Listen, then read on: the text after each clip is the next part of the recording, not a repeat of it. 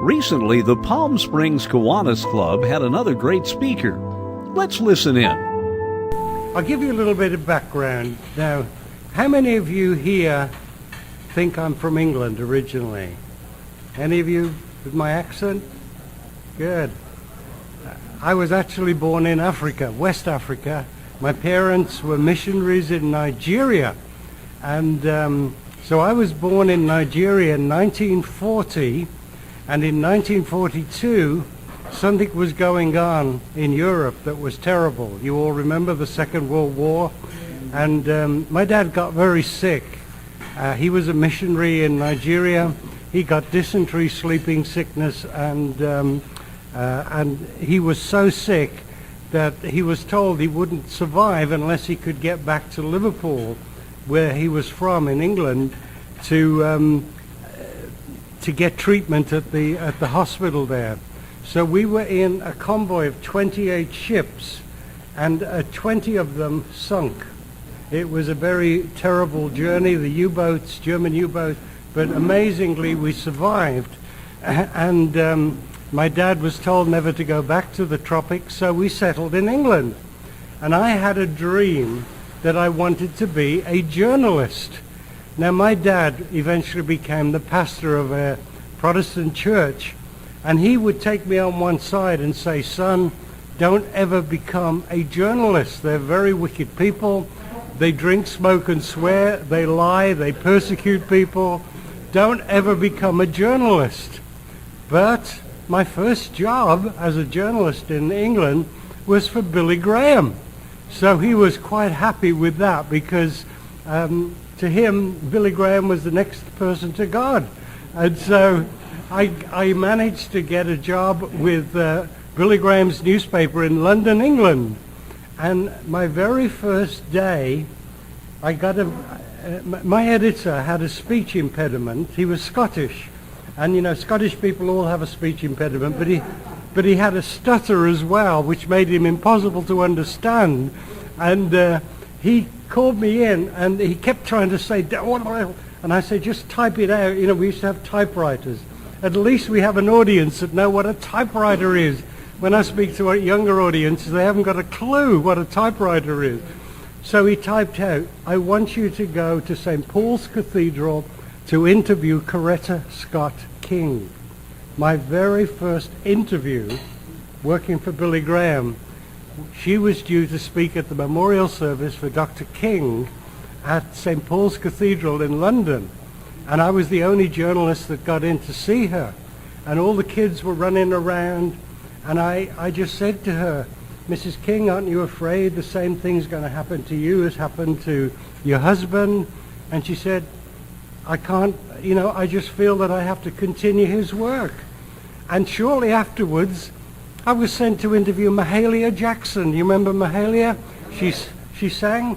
And I thought, this is an interesting job, you know, getting to meet these rather amazing people.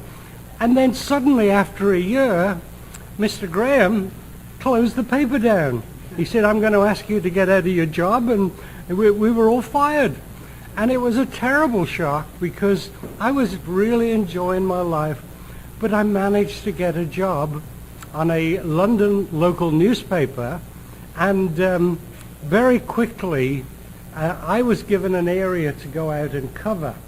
And so, how many of you have you been to London? I'm sure many of you have been to London. Yeah, I was quite close to Heathrow Airport, which I'm sure you flew into, a place called Ealing. And my editor asked me to be the South Ealing reporter, because he knew that I was a sort of a nosy person. And so the only place of interest in South Ealing was the Ealing Film Studios. Have any of you watched the series Downton Abbey? Downton Abbey is filmed inside Ealing Studios.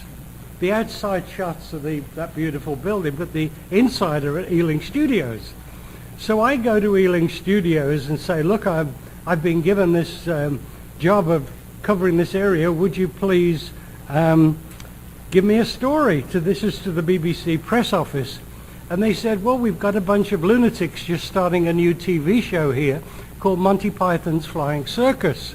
And I'm sure none of you have ever seen that. You're too respectable. Would you like to do the first story about Monty Python's Flying Circus? Well, of course I would. I hadn't got a clue who they were. So I actually launched, that was one of the wicked things I did, I launched Monty Python's Flying Circus, became good friends with them, and would travel around with them while they filmed their different crazy skits. Whenever they had a new movie come out, they would invite me to the premiere of the movie. And they were doing one called The Life of Brian, which was very controversial. And I had eventually moved from working on that local paper to working to the second worst tabloid in Britain. Now, if you think the American tabloids are bad, the American tabloids are nothing compared with the British tabloids. We have made an art form out of junk. And so I got a job working for the Sunday People, which Monty Python used to call the Sunday Peephole, but actually it was called the Sunday People. And I did crime, religion, and show business. And at one occasion, I was at one of their events, and they were all so drunk, they told me that they were going to do a movie to send up Jesus. It was called The Life of Brian. And so I put a story out in my paper, which was then the second biggest tabloid in Britain, that Monty Python sends up Jesus. Next thing I know, the Jewish funder of the film took all the money out. And he said, I don't want to offend the Christians of Britain. And they had to go to a gentleman called George, what was his name? George Harrison. You may have heard of the Beatles. And George, I actually helped to launch accidentally not only Monty Python, but George Harrison's film career because of the story I wrote. And then one day the paper sends me to Wembley Stadium, and they asked me to try and get into the Royal Box because two of the Beatles were going to be there, and they asked me if I would interview them. There was going to be Paul McCartney and Ringo and their families. And I managed to talk my way into the Royal Box, and journalists were not supposed to be there. It was a big concert with Elton John and the Beach Boys and the Eagles. And so I go there, and I go over to Paul and I say, are you enjoying the show, Paul? He said, who do you work for? So I said, the Sunday People. He said, everybody quiet. And he started to sing, he's from the Sunday People. And they all joined in. Billions of dollars of rock talent joined in singing, he's from the Sunday People. Paul McCartney wrote a song for me without me even realizing. And I wrote a story recently saying, I've listened to your latest album, Paul. Why isn't that song on the album? He's from the Sunday People. But during this time, in England, we used to get 7 weeks paid vacation. And we did a 4-day week. And I was one of the union leaders, and we were trying to get a 3-day week because of the stress of the 4-day week. And so that gave me an awful lot of time to go overseas on different trips. And one of the trips I was invited to go on was to go to Calcutta, India, to interview Mother Teresa. Now, I didn't really know who Mother Teresa was, because this was 1975. Some of you, I think, can remember 75. Most people where I speak don't remember 75. But she had just had a documentary made by the BBC about her life. And I remember going into the room. She was a tiny lady, 4'11". She slept on a wooden board. She had a picture of her with the Pope, and that was it. And I didn't quite know what to say to her. And I just said, Mother Teresa, how do you cope with the poverty of India? And she said, young man, the poverty of India is nothing compared with the spiritual poverty of the West. And she went on this rampage about, how we're so selfish in the West, and the poor people of India can teach us so much. And it was an amazing thing. And every year now I release the same interview on the anniversary of her death, thinking, what a great privilege it was to meet Mother Teresa. And my job, because I did a lot of showbiz interviews, was to get to know a lot of the people in showbiz. But one day we used to drink in a bar in London called the Stab in the Back. And that was the actual name of the bar. And, British people do drink a little bit too much. And the reason they called it the Stab in the Back was because that was what the journalists did to each other. They literally stabbed each other in the back. If you could survive a British pub as a journalist, you were okay. And I was in there one day when one guy who we knew quite well said, I've got an announcement to make. He said, I've just bought the National Enquirer. If any of you would like a job, you can have one. So I became their London correspondent for the National Enquirer. And if you want to know if those stories are true, I can't tell you. My lips are sealed. But so I was going out doing all sorts of silly stories for the Enquirer, still working for the Sunday People as well. And my life was getting a little bit out of control. When you worked as a journalist in Britain, you were expected to drink yourself under the table every night. And my wife was not very appreciative of what was going on, where her husband was rolling home late at night, drunk out of his mind. And things were getting out of control. And one day I had a friend turn up at the Stab in the Back. And he looked at me and he said, Dan, look at you. You are a talented writer, but all you do is get drunk and write drivel. And I said, well, thank you. Why don't you just go and play in the traffic? Well, he didn't think that was a very good idea. But anyway, he said to me, I'm going to challenge that you get yourself sorted out. I want you to walk out on your career as a tabloid journalist. I was earning a lot of money. I was meeting a lot of famous people. And he said, I want you to come with me to the country of Uganda. And I want you to write the story of Idi Amin and the terrible killings. He's killed 500,000 people. I want you to change your career completely and go and write.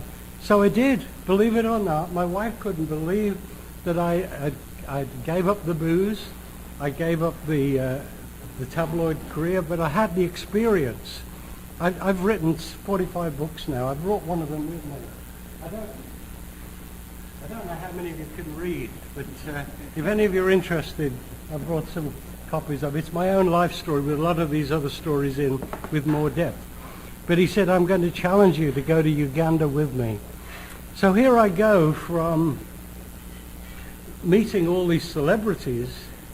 I'm now in Uganda at Entebbe airport just after the raid had taken place. There was it was just an incredible situation, and there was almost no gasoline, no running water, no electricity. The country was an absolute mess. Idi Amin had gone to Libya and was being looked after by Mr. Gaddafi, and then he pulled the gun on Gaddafi, and Gaddafi didn't appreciate that and kicked him out, and he finished up in Saudi Arabia.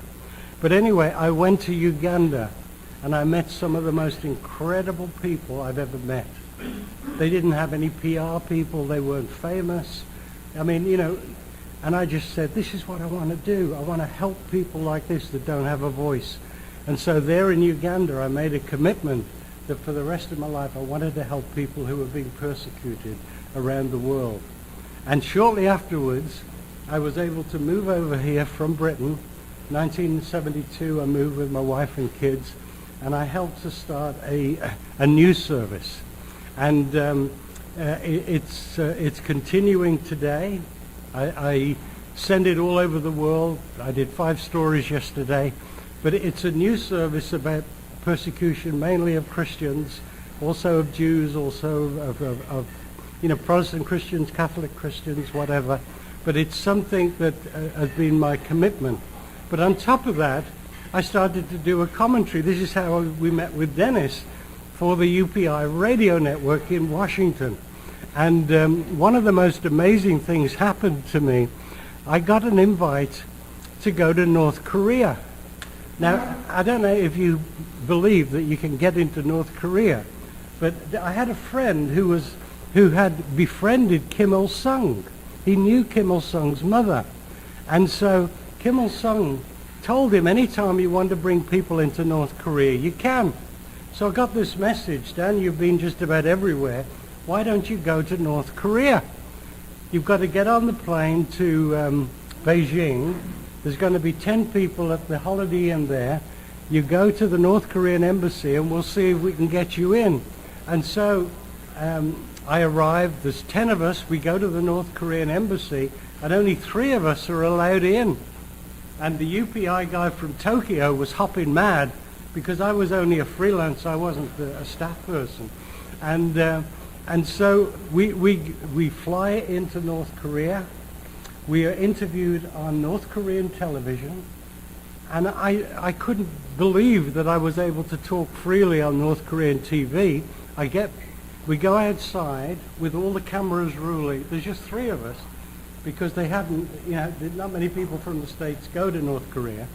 And then we had three Mercedes, 3 drivers, and 3 spies. And the spies were there to question you all the time. And it was the most bizarre time. We check in the hotel in Pyongyang, the capital, and we see these people with headphones on, obviously listening into people's rooms.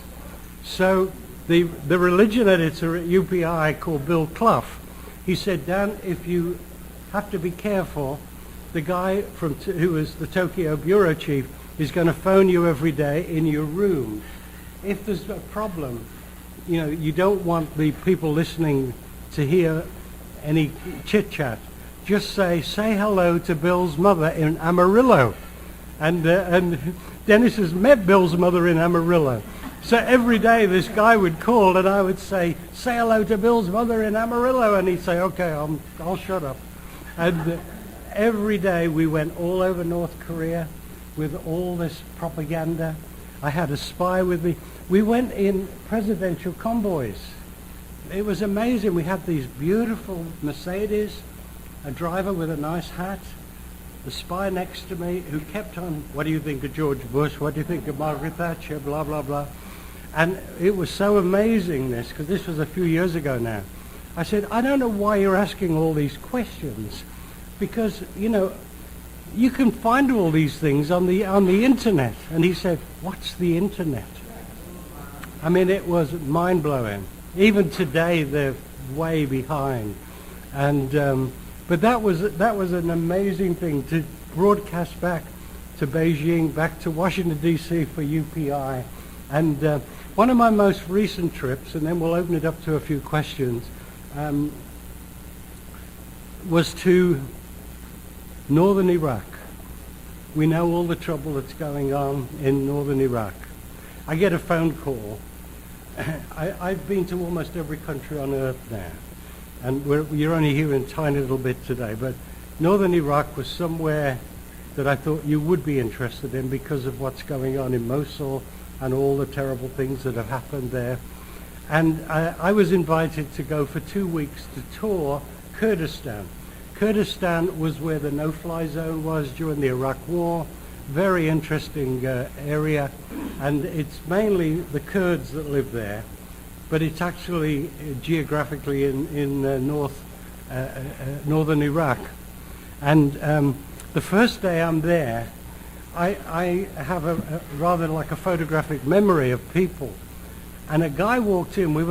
I was covering a little peace conference that was going on in a place called Erbil. And a guy walked in, and I said, I know that man. And I went up to him, and he was sitting there at the back, and I said, excuse me, sir, were you the judge in the Saddam Hussein trial? And he said, yes. I said, I'm a journalist living in the States. Could I interview you? Did any of you remember the trial of Saddam Hussein when he used to come into court and scream at the judge? This was that judge that Saddam Hussein would scream at. And he said, I don't give interviews. I said, come on, I've come all the way from this. No, I'm not giving you an interview. Well, anyway, I waited for about 20 minutes, and then I tried it. When you work in journalism, you never take no for an answer, but you pretend you do. So what happened was, I went back, I said, come on, sir, I've come all this way. I'm not giving you an interview. So I waited another 20 minutes. and he could see that I was not going to give up. And he said, "Where are you staying?" So I told him we're staying at the local university in Abil. He said, "Would you like, what time do you want me to come?" I said, "Would you be there at 8 o'clock?" "All right." But he said, "Get the camera ready, get the recording equipment ready. I don't want to waste my time." 5 minutes to 8, all the electricity goes off. Oh, I've got this world exclusive. I've got the judge from the Saddam Hussein trial, and I can't interview him. He knocked on the door, and electricity suddenly came back.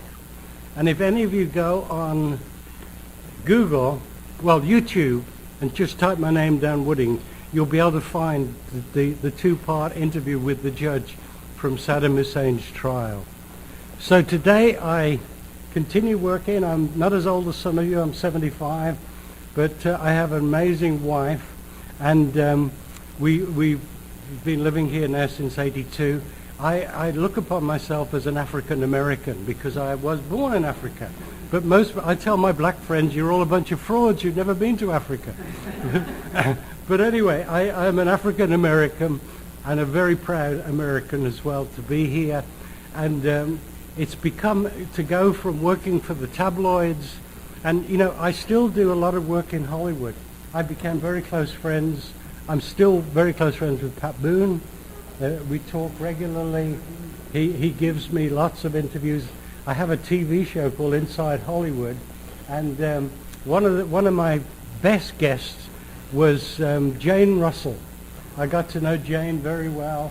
I did one of the last interviews with her before she passed away, and she told the story of what it was like to work in Gentlemen Prefer Blondes when it was absolutely fascinating, because Marilyn Monroe was such a mess that she would have to try and calm her down and, "Come on, honey, you could make it, and then she'd have to almost carry her onto the sound stage to perform. And it was just amazing. And she said as soon as Marilyn Monroe, the camera went on, she was a transformed person. So I still do a lot of Hollywood stuff, but my main thing is these people who are being persecuted. I run this news service. I have 2 TV shows and a radio program called Front Page Radio, which goes across America. And I still do books. If any of you are interested in this, I bought a few copies. They're $15 each.